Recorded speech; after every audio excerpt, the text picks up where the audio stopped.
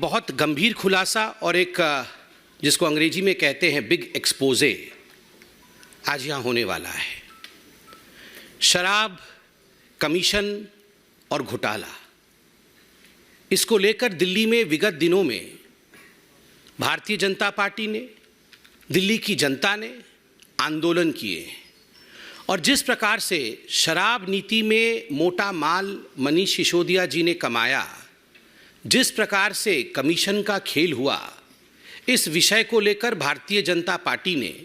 कई press conferences किए हैं और कई सवाल हमने अरविंद केजरीवाल और मनीष सिसोदिया से पूछे हैं। सिर्फ मेमोरी को फ्रेश करने के लिए मैं याद दिलाना चाहूँगा कि 5 सवाल हमने आदरणीय अरविंद केजरीवाल जी से पूछे थे कि ये जो पुरानी शराब नीति थी उसमें क्या खामी थी जिसके कारण एक नई शराब नीति लाई गई, और नई शराब नीति में क्या कमी थी जो उसे आनन फानन में वापस लेना पड़ा।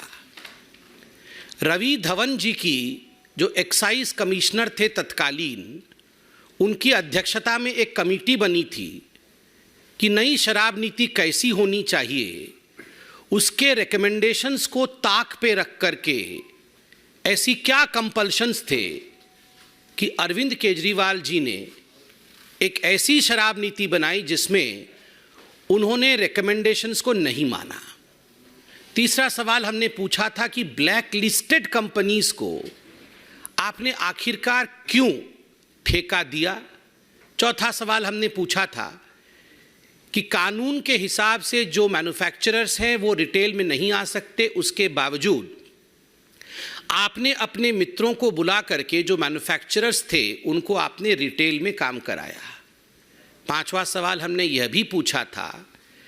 कि क्या कारण थे कि पहले जो फायदा या कमीशन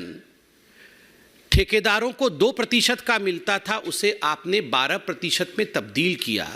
जिसके कारण दिल्ली सरकार को भारी नुकसान उठाना पड़ा और ठेकेदारों को बहुत फ़ायदा हुआ। मनीष सिसोदिया जी और अरविंद केजरीवाल जी के मित्रों का बहुत फ़ायदा हुआ। 144 करोड़ रुपया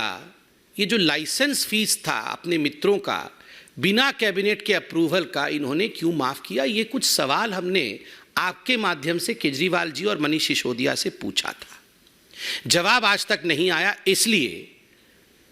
आज इस प्रेस कॉन्फ्रेंस के माध्यम से हम जो दिखाने वाले हैं, स्टिंग मास्टर का स्टिंग हो गया है। अरविंद केजरीवाल जी जब मुख्यमंत्री बने थे तो उन्होंने खड़े होकर कहा था कि देखो जी, अगर कोई भ्रष्टाचार करे